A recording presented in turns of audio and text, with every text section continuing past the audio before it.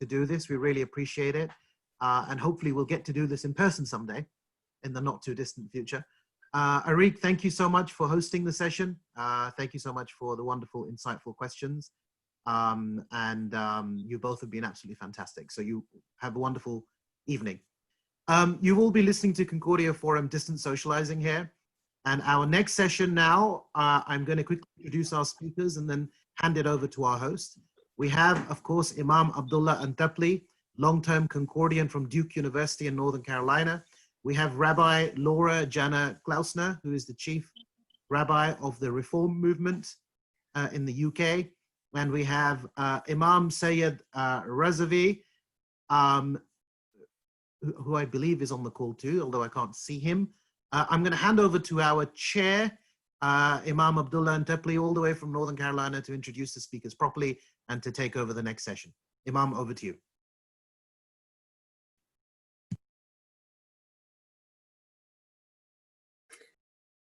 Hello, assalamu alaikum. Can everybody hear me? I think everyone's muted, but walaikum assalam. Wonderful. Wonderful. It is absolutely a pleasure and honor as a proud member of Concordia family to facilitate another interfaith, intrafaith conversation through this social distancing program. Kudos to Concordia leadership and so many volunteers behind facilitating these rich conversations. There's an additional joy to see my good friend, Rabbi Laura, whom I haven't seen in the last couple of years, but she has been in my heart. She's like one of those friends, even if you don't see for a couple of years, when you see her, you don't miss a beat. The same melody of friendship still rings. Thank you for joining me today. And we have Imam Sayyid from Scotland. Welcome. Thank you very much. Rabbi Laura, I would like to start with you. First of all, how are you doing? And how this crisis have affected Jewish community in UK, especially the Reformed Jewish community that you represent? What kind of unique challenges it has brought forth? And what are some of the opportunities have emerged? Okay, loads of questions. Starting from the top. First of all, it's lovely to be here. It's absolutely lovely. And today I was at a conference online, obviously, of 2,000 Jews. Can you imagine? Anyway, oh my. I say that you can't. But that means 2,500 ideas then. More, and with 70 presenters, and so to do that in 1 minute, and then this is fantastic. So Ramadan Mubarak to my lovely brothers and sisters. So the Jews have disproportionately died, along with Muslims, actually, for different reasons, similar and different reasons. The reasons that we have disproportionately died from COVID are because some of us are, older population, which is different. Older population, we happen to live near some terrible hospitals, two of the worst hospitals from the point of view of COVID. So that's not a Jewish thing. That's just that, oh yeah, the Jews live there and those hospitals are terrible. The ultra-Orthodox or strictly Orthodox who don't use data or pretend not to use data, also gathered together to celebrate the festival of Purim, which was in March, when they shouldn't have already, either because they didn't know or they just got on with it and believed that God would protect them. Well, whatever your theology, God has not done a great job without a face mask. So it's been very hard for, we've had a lot of people die. My clergy, I just want to say, you're a clergy person. Other clergy can drive you completely bonkers. And whatever they're like the rest of the time, they are, honestly, they are heroes. I just love them. They are heroes. One of my friends is on her, well, it's probably different by now, but last Sunday, a week ago, she'd done 21 COVID funerals. Another guy, like we're doing loads and loads of funerals. So that's one of the things is death. Yeah, oi, exactly. So that's number one. Number two is, we've closed down. The world has closed down. So everyone is worried about eating, mortgages, food, money. That's not Jewish. That's just all of us. Very frightened by that. So challenges, and then the other challenges are just people. Social isolation, big social isolation. In Britain, we have 28% of people live on their own. And then if you have an older community who aren't exactly allowed out, so it's even exacerbated. And opportunities is interesting. So there was an article today in the Observer saying that 4 times as many, 1 in 4 people in the country, have gone online to religious services. So we are having an increase in Britain as a whole of people going online for services. We in the Reform movement have taken everything online. We basically reinvented Judaism in about a week. Everyone is a bit tired now. So synagogues, services on the weekend, services during the week, teaching, the whole kabang, let alone, of course, pastoral care, which, I mean, there's a big question how much you can do online, what's real, what's not, what's virtual. That's an interesting question from the point of view of quality of spiritual experience. But there is a massive opportunity here because my neighbour was saying to me yesterday, we had a distance street party yesterday, very, very surreal. And she was saying from a good distance that she now goes on to the Thursday teaching because she can do the washing up. That's perfect. You just turn on the washing up. And she said, I never go into synagogue on a Thursday because I'm too busy, got 3 kids, blah, blah, blah. So there is a huge opportunity here. But I think we're worried about death, livelihoods, and food and mortgages. And then quality of religious life, you know, it's not the same. And I think people are yearning to hug each other and be nearer. You know, when I was just past the North London Mosque, it's shut. It's terrible. It's like, what is this? It's like a horror movie in some ways when you see our mosques shut on Ramadan. It's just terrible. It's terrible. But there is an opportunity to do both in the future, to do also in person and also streaming. Thank you so very much. Reinventing Judaism in 1 week. Wow. Reinventing, yes. Sorry about the long answer. You just asked a lot of clauses there. Ustaz Saeed, thank you for joining us again. What's the situation in Scotland and with your community?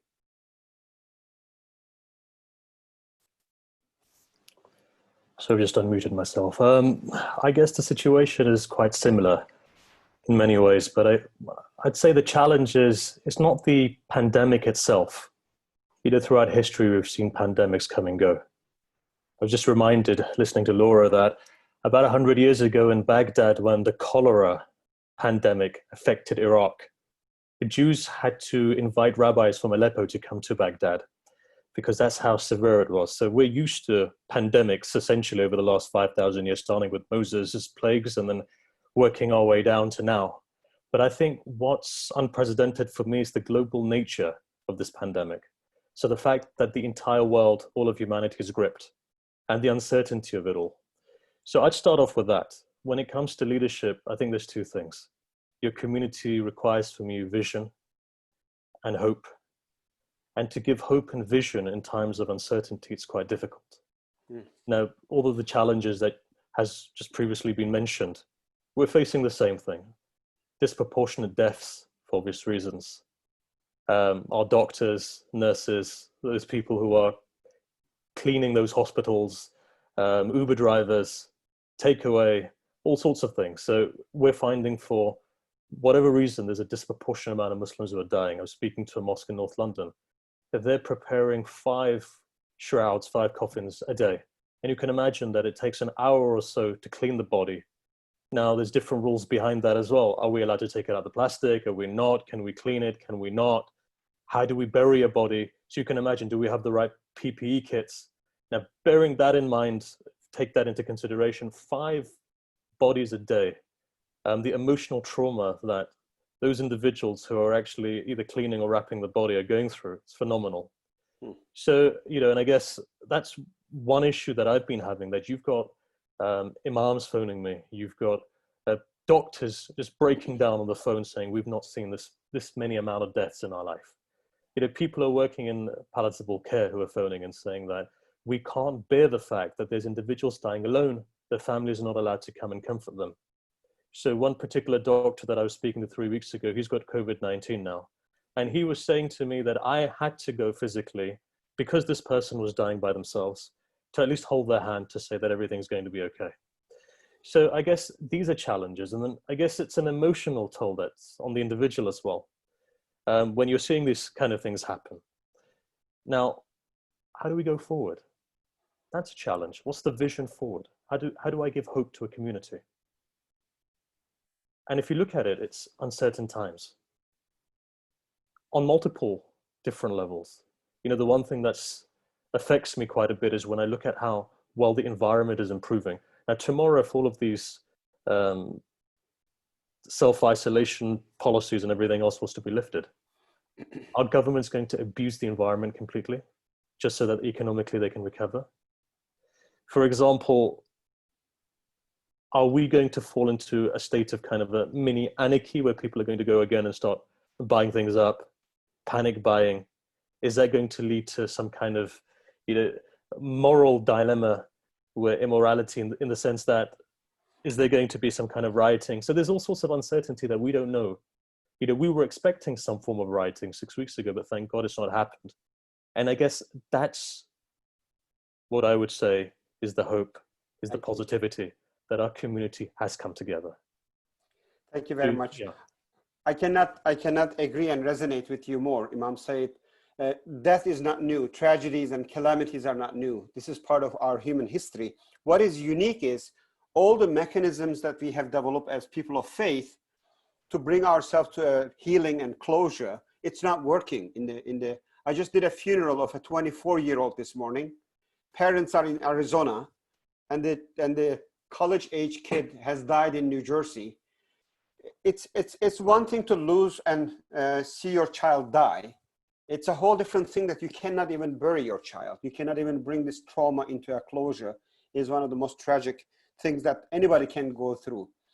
Related to this, I want to invite both of you a really deep self-critical scanning of your communities. And what faith voices in this crisis has been phenomenal. Who stepped up to the leadership role and gave that hope, encouragement, and invested in the emotional resilience of their communities? What faith faces and voices has been a source of pride? And what are some of the voices and faces in your communities that's just source of shame and embarrassment that you just wanted to, you responded with visceral reaction when you heard in the name of a faith, religion, God, somebody saying something so unconstructively, unhelpfully? Rabbi Laura?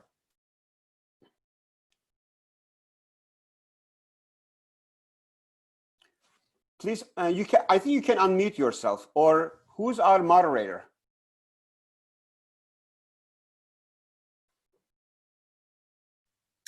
Thank you.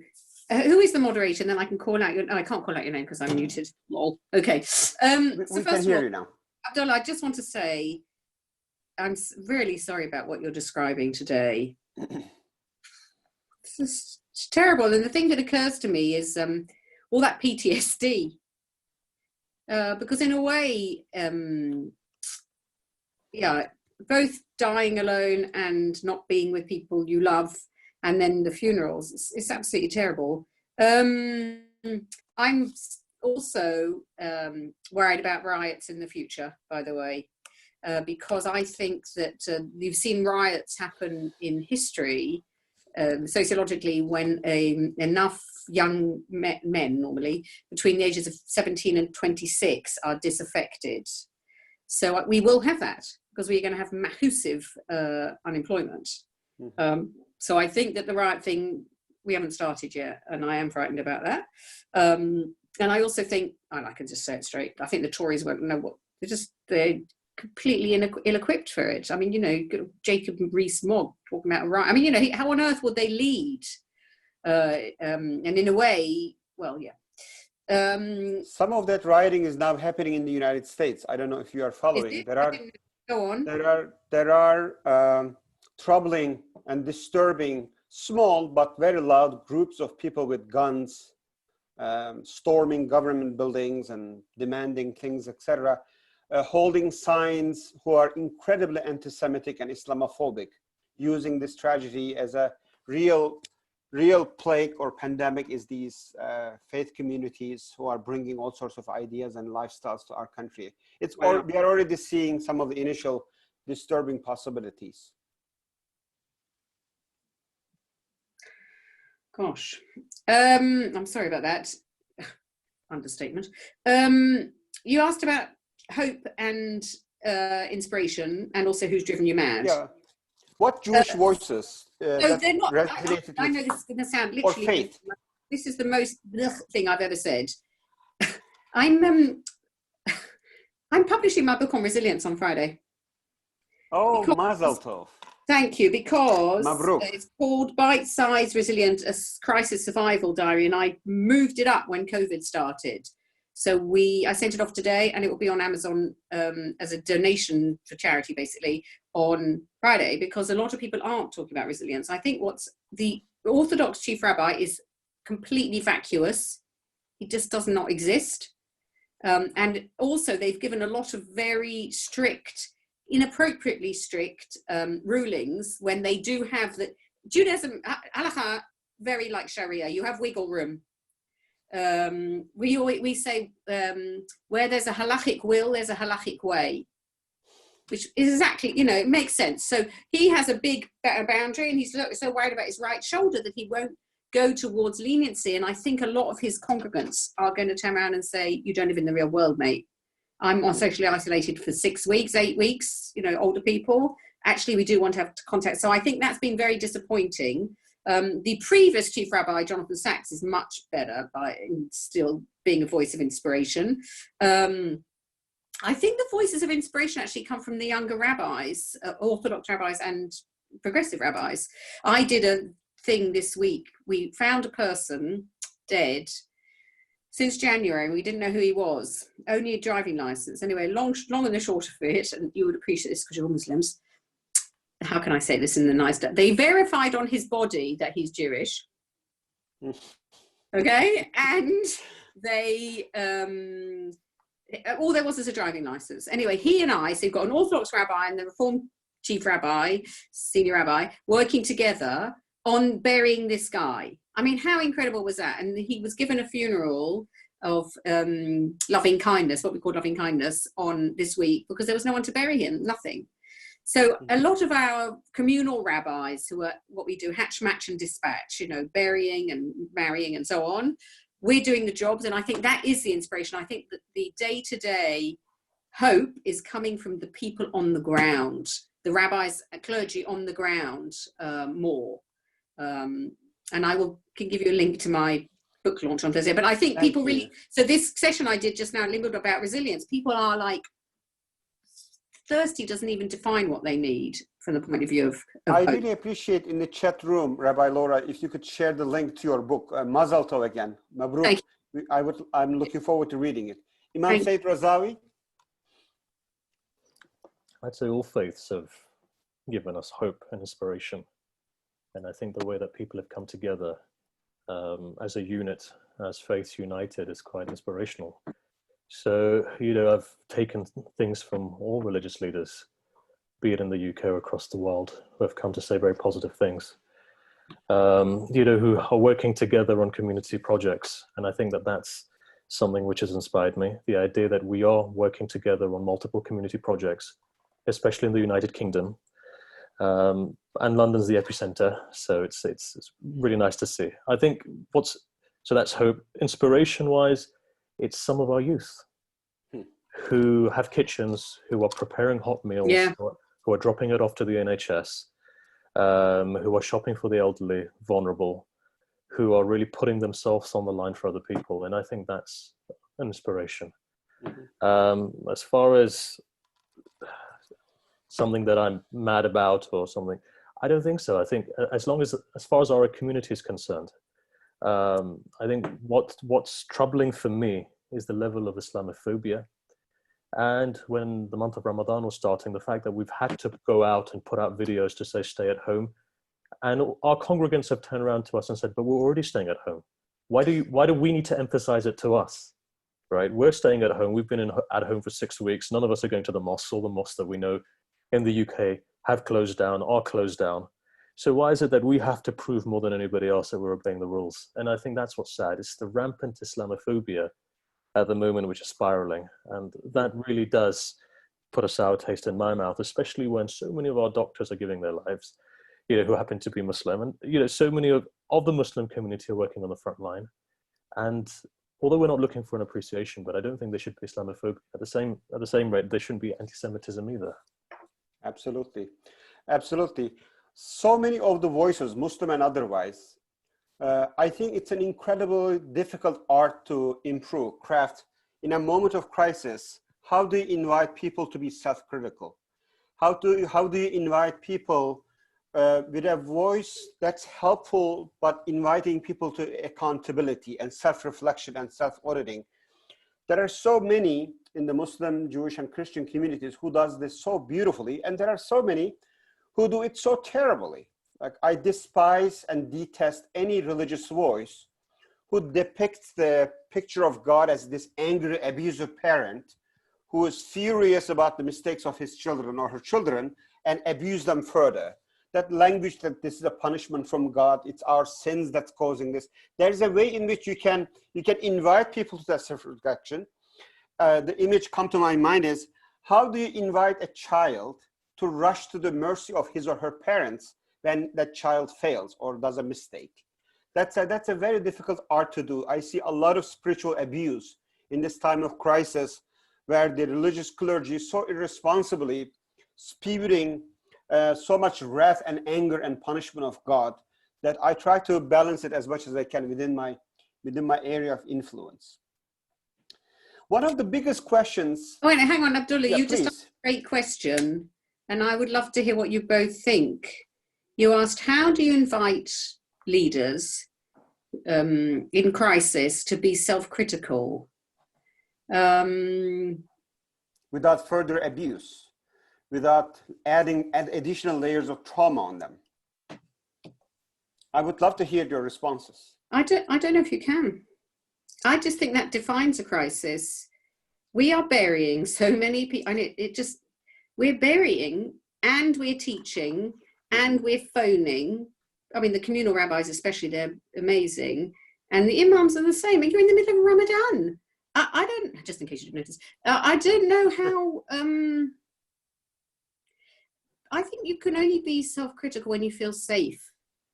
And I don't think there's a lot of safety going on. So it's such a good question. What do you guys think? Because it's such a brilliant question. I would love to hear Imam Sayyid's response. There are so many biblical, I will, and if you look at, for example, Jonah, in the belly of the fish and the bottom of the sea, he didn't complain. There was no safety around him. And that tragedy, that when life cornered him so painfully, there's a beautiful prayer of him in the Quran. La ilaha illa anta subhanak inni kuntu minaz zalimin. I think I can give any prophet example of such. That when the tragedy hits them, they immediately turn to God in praise of God and says, this is partially because of my mistakes. I became one of those who have been wrongdoers, or this is partially as a result of our collective and individual mistakes. This calamity, this disaster is as a result of our failures in our ethical and moral responsibilities. I think both in Judaism and Islam, there is a streak, but how to do it in such a way without further traumatizing people. I have my answer, but I would like to see if Imam Sayyid would like to weigh in. No, I think, look, you require time to think. And I think in the current climate where everything is rush, you've got, let's say, for example, people to console, people who are lonely. And that's another issue. For people who are lonely, it's leading to psychological issues. So as an imam, or I'm presuming as a rabbi as well, that when you're continuously dealing with your congregants, you don't have time to reflect. You need 10, 15, 20 minutes a day or an hour a day where you have some kind of peace and quiet. And you've mentioned Jonah. Jonah's in the one tradition says for 40 days by himself. So he had a lot of time to reflect and a lot of time to talk to God. But when you're in the thick of things, and I guess a quote comes to mind, Viktor Frankl, the Holocaust survivor, said that an abnormal reaction to an abnormal situation is normal behavior. And at the moment, we're reacting abnormally. And I think it's okay to react abnormally at this particular moment in time because it's an abnormal situation. So we're in this kind of like flight mode at the moment, flight mode, adrenaline is pumping. But I still see the hope, I still see the humanity, and I still feel that we're actually coping with it quite well. We've not been in this situation, so we've got to bear that in mind. And I think that we as a common, or as we as a humanity are actually dealing with it quite well. Beautiful. Abdullah, what do you... Yeah, you know, I really wanted to hear what you say. Well, I think without again, further harm and trauma that you could cause, any tragedy and calamity and disaster of this size should slow us down, give us the opportunity with the help of Ramadan and social isolation. I think we are given an opportunity, at least for some of us, to reflect what are some of the, I see this as the God created rules in the universe, like gravity. If you drop yourself from a height, you will go down. And there are spiritual rules. There are so many injustices, tyrannies, oppression going on around the world that has created this spiritual disaster that we are facing today. This is partially a spiritual disaster that should invite us. What are some of the ethical, moral failures, individually and collectively, might have caused the lack of grace and mercy and compassion that you see, that this death and dying and the tragedy that the innocent people have been going through? I can give you many examples from my own country here in the United States. When I saw the children being ripped from the arms of their parents in the southern border. We have to see this spiritual injury will come and bite us in one way or another.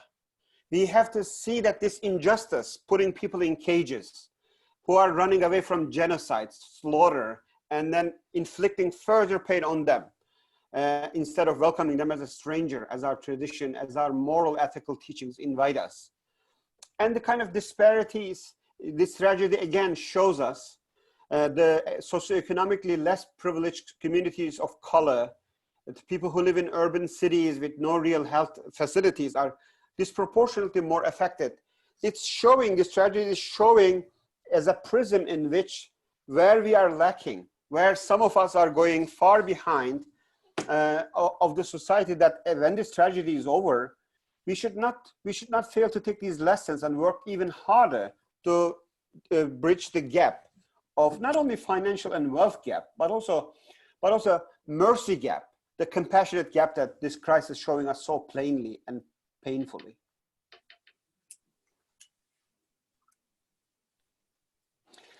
Here's another question that I would like to bring it up to you. I think one of the most common theological aqidah question that people ask in these moments of crisis is the never-ending question of theodicy. Why would a loving, merciful, compassionate God would allow so many innocent people to suffer this way? I am sure all three of us have faced this question in one way or another, especially when people lose their loved ones. What are some of the potential and possible answers your traditions in this day and age help you articulate about sheer human suffering, and where is God in all of this? Where is God in this COVID-19 crisis for you? Rabbi Laura, yes, please. Well, there's nothing like a Holocaust to put this in perspective. Mm-hmm. You know, where people, millions of people, in some ways or others, were cruel to another person. That is a crisis of faith. This is a mutation, it seems, we don't really know where it came from, which seems to be part, I think, of the design of the universe. And we are seeing a lot of godliness in how people are reacting. So my vision of God is not as as a kind of divine interrupter of things, coming in and solving them in that kind of way. I think I would find that quite frightening. The godliness is in people's capacity, excuse me, some people's capacity to heal. And most people are healing, 97% are healing, thank God. And the average age of someone dying is 79. Well, that is a more natural lifespan, with also the fact that there are terrible anathemas statistically, people, they're not statistics. So I don't feel that this is one of those moments which is like an earthquake or completely different, like Holocaust or like a Bosnia or whatever, because you're not looking at another individual and saying, I am going to plan your annihilation. That is a crisis of faith. Something weird has happened. It's a pandemic. People on the whole are reacting very, very beautifully. The numbers are not terrible. They're not. 25,000 people die in this country of flu every year. The issue is it is bad, and Britain has terrible numbers in comparison to the rest of the world, in comparison to what we should be, basically. But it is not, it's much more about potentiality of what could go wrong. And the fact that it's a horrible, horrible disease. One of my closest friends has it now. So I don't have a crisis of faith around this. People have been pretty great, actually, as tools of God, I think. Okay, kudos to you. What about you, Imam Said? Do you see some of the congregants asking some of these theodicy questions? To be honest, I haven't had one single question. I find people's faith have actually increased. And you're seeing a lot of godliness around. You're seeing a lot of compassion and kindness. You're seeing people who are working to help one another. So I don't see it like that. I think that human beings have free will. Part of our free will, the reason it's there, is to come to realize, to come to know God. We live in a world of causality. So bearing in mind that we live in a physical world which is restricted by its very nature, being material, you're going to have pain and you're going to have suffering, which again is relative to the human being. So we could go into a huge philosophical discussion about suffering and pain, which I don't think we have time for, but I don't see as a moment of crisis at all, in terms of faith. I think people's faith is increasing. I was reading just this morning, I think it was The Guardian, an article in The Guardian or The Times, where multiplied by 4? It's increased. It's actually, it's not multiplied, it's by Harriet Sherwood. She's saying 1 in 4 people. 1 in 4 people. Okay. So it's not times 4, but there's an increase. Yeah. There's an increase, definitely, and I think it will be sustained as well. Inshallah, Be'ezrat Hashem. Inshallah. Aisha Said from Pakistan is saying, since the time of the Prophet Nuh, this is the first instance when the whole of known civilization has come under a common natural calamity. It's a global impact, almost equal to the flooding. What measures can we take to turn this 2020 into the year of great realization, when humanity finally realized their shortcomings and redeemed and reformed? This question reminds me of the famous sayings of Rumi. Says, when the realities and the life around you bring you to your knees, that's a perfect place, perfect position to pray. So what do you think the great realization of humanity finally realizing their shortcomings and being redeemed and reformed would look like? Rabbi Laura? I think there's an interesting timing with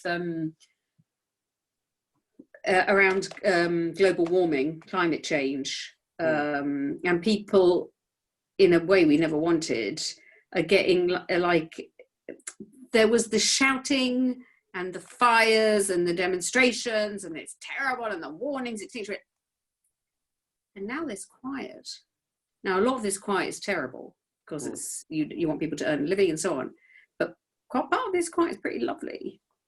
And I think there's a wonderful Jewish concept which is called Tzimtzum, which is about self-contraction. And it comes from the theological idea that God filled the whole universe. And in order to make room for the world, God had to contract God's self. and it's like a glass shattering. And that this capacity, and that our job is to pick up the shards to improve the world. But this capacity to self-contract is seen as godliness. It's a Kabbalistic mystical idea. And when I'm teaching rabbis, I'm trying to like contract, give some room. And I think that people have seen what contraction looks like, and some of it's awful, some of it's quite good. So people think, actually, I won't go to Timbuktu for this, that, the other. I can quite go to Golders Green, or whatever. Go to Scotland. And I think that this crisis, not wasting the good crisis, people have seen the before and after, the shouting and the fear, and the David Attenborough saying this is the end of the world, and looking and thinking, it doesn't have to be the end of the world. Look at this. So I think that they could, what was that expression that person used? It was so nice. They called it a year of the great realization. I think realization that we're together, we're interlinked, what happens in a lab or not in China affects us. We're responsible for each other. You can't teach refugee terribly. You can't, funnily enough, but even Priti Patel is shut up. That's a great realization. Unbelievable. Indeed. Yes, Ustaz. I can get away with things you can't say, I think collective realization, I guess, is very difficult. I think the individual has to evolve themselves. And if in this period of quietness, we don't evolve, what we'll find is we'll just come back again. And within a day or so, once everything is open, we're back to the way we were. So there's no way of drumming into individuals. I think individuals must evolve by themselves, including ourselves. It's all well and good.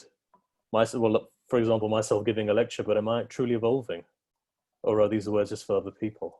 Words for show? So I think we need to do a lot of soul searching ourselves before there can be some kind of a collective great revival of civilization or humanity.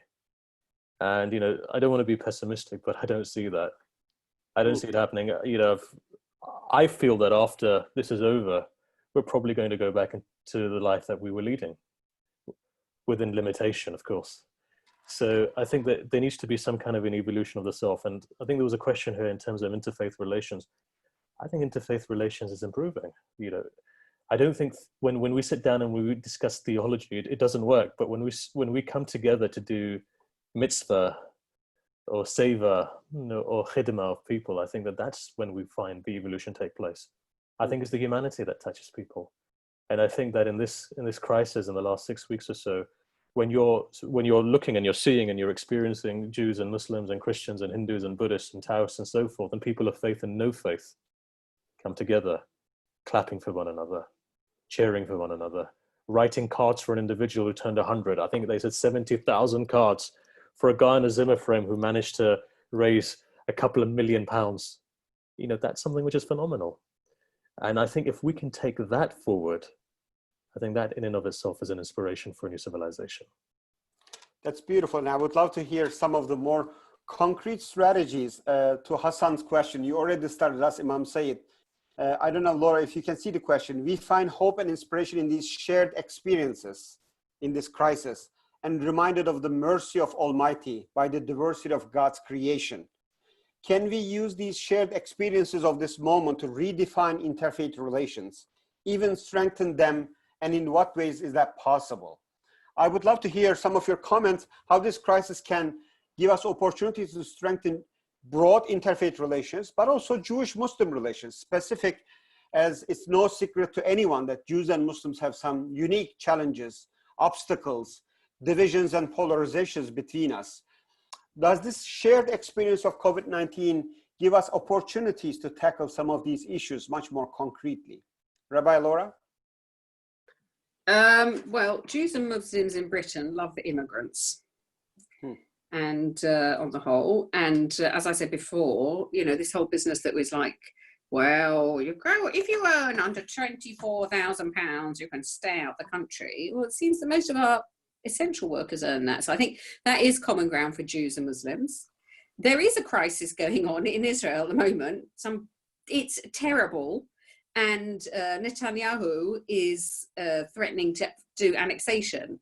And what's interesting in Britain is, amongst the Jewish community, amongst everything else that's going on at the moment, there's some serious objection to what he's suggesting, including from one of the big philanthropic chaps who used to be the chief exec of the Tory party, Mick Davis, who just wrote a very full-on anti-Netanyahu, anti-annexation article in the Jewish press this week. So I think actually there's a crisis in the Middle East that is we're not noticing or not attending to. Jews are going a bit ballistic, which is very good, because Jews in Britain are two-staters. We're pretty boring like that. We believe in a Palestine, believe in an Israel, and so on. So I think actually, one thing about a crisis is there can be a few at the same time, and there's another one going on down, over the sea, and that we could work on together, definitely. Islamophobia and anti-Semitism, also, I think that there is room for that. No, not just that, it's also reality. I mean, I did loads of stuff around that together, because it's clear that as there has been a definition and a budget for anti-Semitism, there needs to be the same for anti-Muslim hatred. I don't think it's Islamophobia, by the way. Islamophobia is a hatred of Islam. I think it's Muslim hatred. It's a different thing. I think some people might like a bit like this and that in Islam, but it's letting people off the hook if you call it Islamophobia. It's just not harsh enough. So I think around that there is work. And also what has also been loads of lovely work is around safety. Jews and Muslims working together on safety in our places of worship. And that has been glorious. Thank you. Thank you. Beautiful list of moral responsibilities. Imam Said? I agree with everything that Laura's saying, but I just want to add one more thing, which is Laura and Julie's relationship. So whenever you look at a model and ideal relationship between Muslims and Jews, one thing that comes into my mind is Laura and Julie Siddiqui. So yeah, so I think that our women are leading the way, in fact. I find that Jewish women and Muslim women are actually leading on this, at least in the UK. I find some of the wonderful work which is taking place is phenomenal. And I think it's an example for other people in Europe to also follow. So yeah, so Laura, you want to say something? In the meantime, can the host mute Abdurrahman Malik? Will be asking his own question. Oh, Abdurrahman Malik! How are you, Laura? How are you, Imam Gosh, Sayed? Hey! Okay. It's so nice. It's so nice to see you. It's so bad for interfaith relations that I said it. What can I say? I'm a bit wary of the women leading the way thing. It's lovely what you said, Said, and yeah, Julie's cool because also she's calls things out. She doesn't just do soft, which I like very much, and she gets the job done, which I also love. Whatever it is, she's very task orientated. The stuff that happens between Jewish women and Muslim women is lovely. It's limited in number and in socioeconomic thing, and also the conversations that are happening. And actually Jews, I mean, Abdullah, bless him, was the person who got me into this in the first place. I completely blame him. And we have to have difficult conversations. We have to have the Israel-Palestine conversation as much as possible because it's really difficult. So yes, women can cut across a lot of the rubbish, but don't tick the box with that. If somebody else says to me, "There's no problem with," I'm not teasing you, but I've heard it too often. There's no problem with Jews and Muslims because look at those women, how great they are. Yeah, they are, but it's damning with faint praise. It's just not enough. They are great, and they're doing what other people aren't doing, which is terrible. That it's great that they are, but it's like it's not enough. Do not tick that box. They're doing a great job. It's just not enough. Thank you very much. Grumpy. But good to see your pain for getting Abdurrahman back to the United States. We got back what was rightfully ours. It's so nice to see all three of you, and this has been a really incredibly rich conversation. And where are you? I'm in New Haven, Connecticut, Rabbi Laura. That's just rude. We're gonna have to have you. We're gonna have to have you come and visit when this is all over. Imam Sayed has come and visited us twice, and it's been absolutely wonderful. And he's been he's a fan favorite amongst our students. So lots of salams and greetings to both of you. It's been such an incredibly rich conversation, and when I hear both of you speaking about not only the pastoral care and the community care work that you're doing directly in your own communities, but for those who are themselves giving care, that you're the imam to the imams, the rabbi to the rabbis. Yeah, I'd love if you could to take us into your own spiritual life. In those quiet moments, what is it, or have you been doing things in terms of your own spiritual practice? And I know that both of you have deep spiritual practices away from the limelight that sustains you and gives you the energy and the direction to do the work that you do. And I wonder what the mechanics of your own personal spiritual life look like right now. Is it certain types of prayers or reflections? Are there certain texts that you're turning to? Are there certain stories that you're going back to, or that you've remembered after a long time? I'd be fascinated to know what a little bit of what your interior space looks like, because I think we're all looking for something to enliven our interior space. We're all looking for something to give us that little bit of extra connection to the divine, to mercy, to compassion, to kind of get us through our own paths in this pandemic. So I really appreciate that. Thank you. Thank you very much. Take us to your spiritual homes. That's a beautiful question. Sai, do you want to start? Sure. So I think there's two things that has helped me. And again, it's very personal. So the first is my commentary at the moment that I'm writing on Fusus al-Hakam. So looking at the first chapter on Adam, on the concept of the perfect man, or the perfect human, sorry.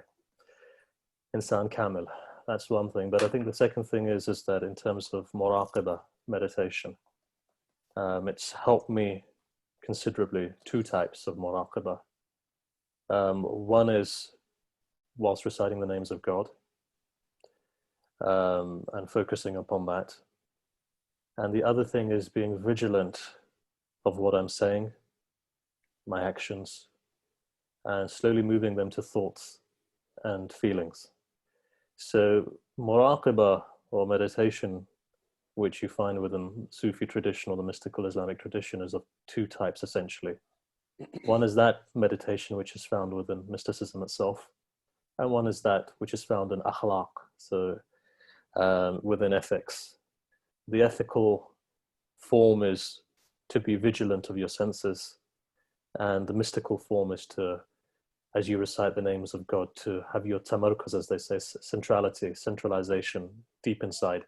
So I think coupled with those two things, I'm finding that in this solace, silence, in this khalwa that we're going through, this period of being by ourselves, is actually, initially it was difficult. After 8 years of continuously traveling and not being in one place for more than a week, now 6 weeks in a house, in one place.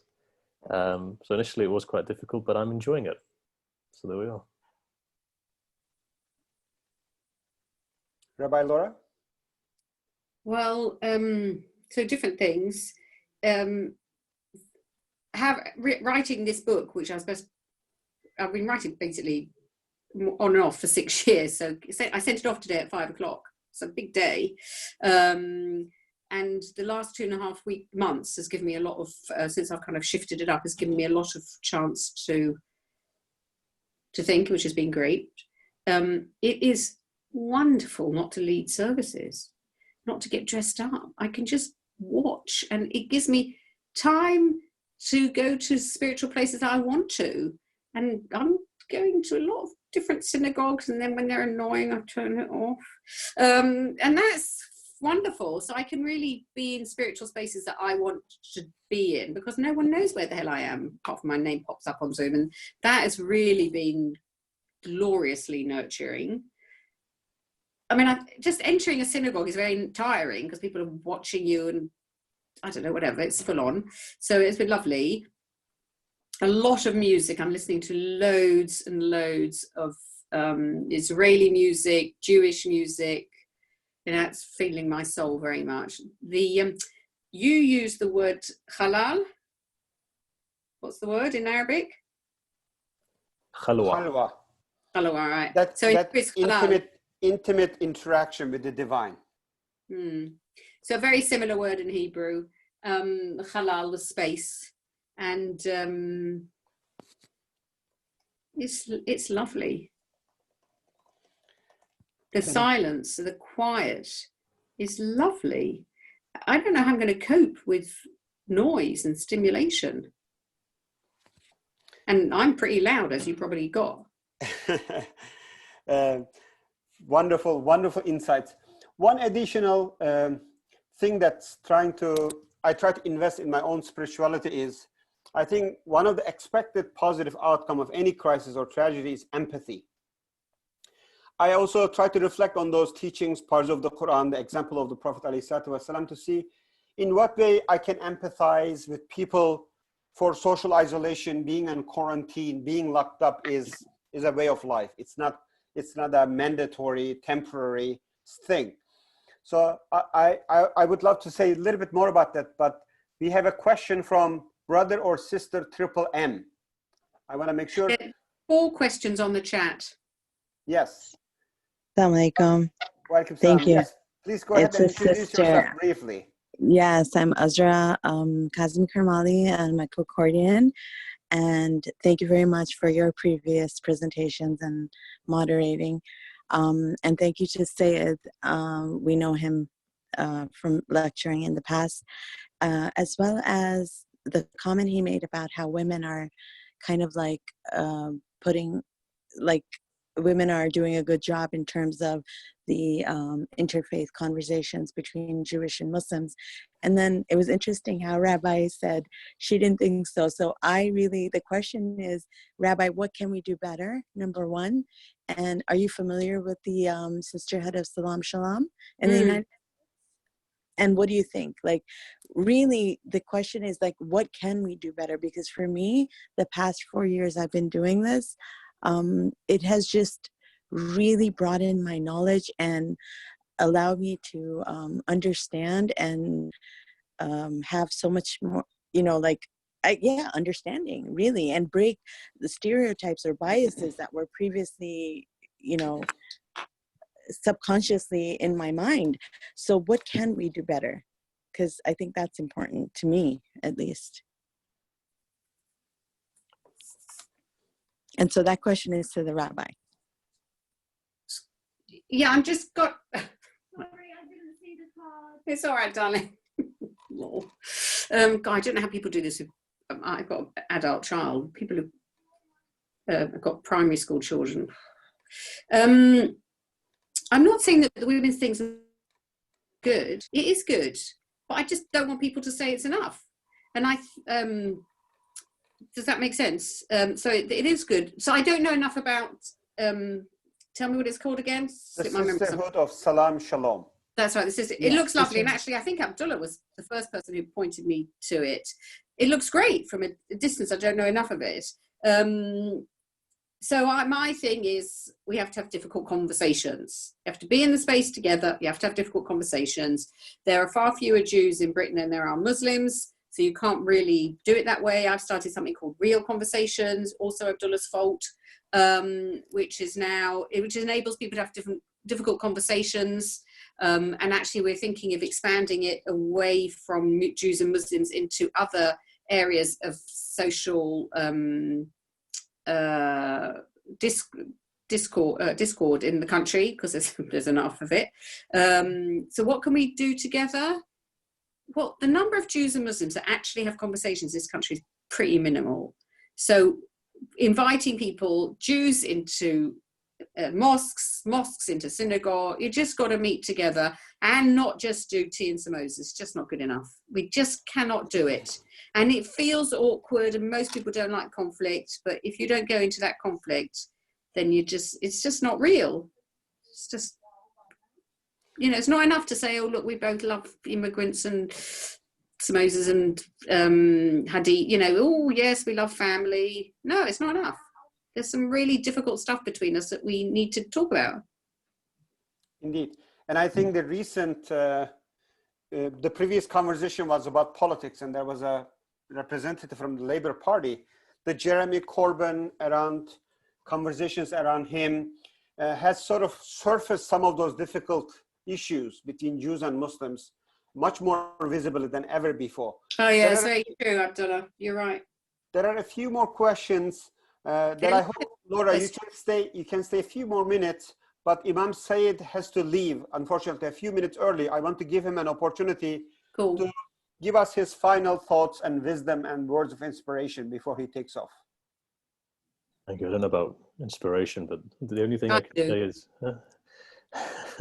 just listening. I think what's important is that before we can have difficult conversations, I guess we need to be friends.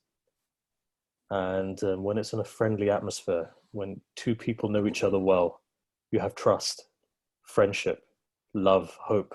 Only then can we have those difficult conversations.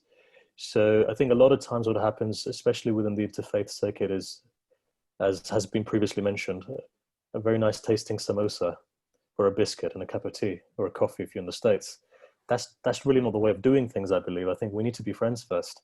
And when you've got the trust there, then only then can we start building those bridges again. So I think there needs to be a genuine push for friendship before we can start amending things. Thank you very much. May Allah accept your prayers and worship, and please convey our love and regards to your community in Scotland. Thank you so much. Thank you. And thank you for sharing this hour with us. There's a question from Brother Muhammad Ali Amla. I wonder if he can ask this question himself briefly. Is Muhammad Ali Amla still on the call? Can yes. Our host? Yes, Brother Muhammad, go ahead. I'm a trustee member for a small charity in the UK called Solutions Not Sides. We bring Israeli and Palestinian peace activists to the UK to talk about their experiences of the conflict, but also to talk about peace going forward in the Middle East as well. So just touching upon Rabbi Laura's comment about going beyond tea and samosa interfaith, that's something I say quite often as well. How do we create safe spaces for difficult dialogue, particularly in getting the broad spectrum of voices from within our communities into the room? And the reason I say that is because it's easy to get how some would consider the liberal, people like myself, who are quite easygoing into the room, but how do we get the broad spectrum into the room to have these difficult conversations?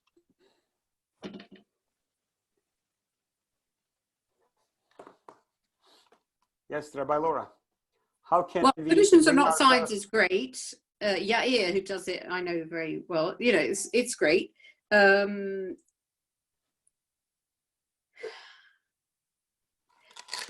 You're going to start working on the numbers. It's about numbers. So if you've got in Britain 300,000 people, how are you going to make them socially engineer it that they have contact? Because the number of Jews who hang out with Muslims and Muslims hang out with Jews is very small. And also you can't really, it's very hard to have dialogue when you've got one, there's my boss. When you've got, one Jew to however many, it's just not equal, which is fine, but I think you can leverage particular issues that we both care about, whether it's hatred, number one, safety, refugees, food banks, and so forth. Now that's how I would do it. I don't agree that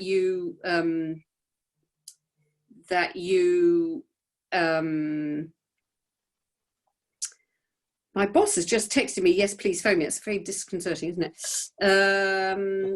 I don't agree that you have to be friends. We haven't got time to make friends. That takes a long time. If every Jew wanted to make friends with Muslims, it would just take ages.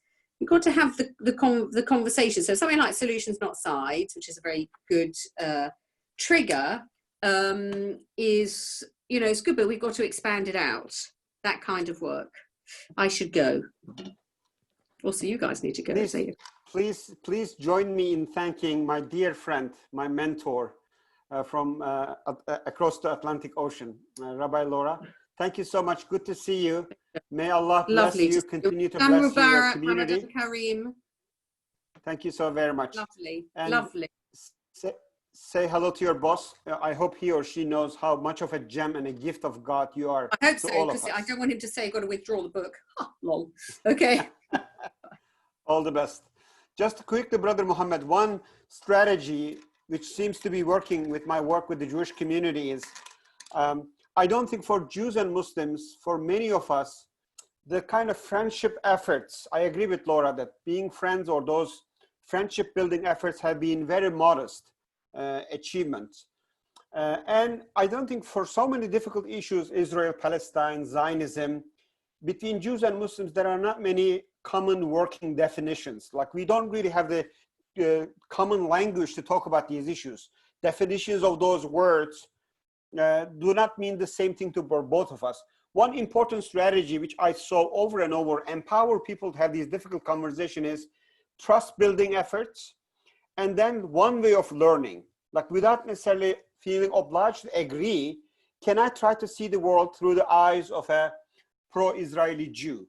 Can I try to make sense of their psychological makeup? Can I at least, I don't have to agree, but understand where they're coming from, and the vice versa. That one way of learning, not limiting yourself to your own definition, your own knowledge, your selective biased information about the other, but relying on the information that they speak for themselves, has been an incredible success in my work here in the United States.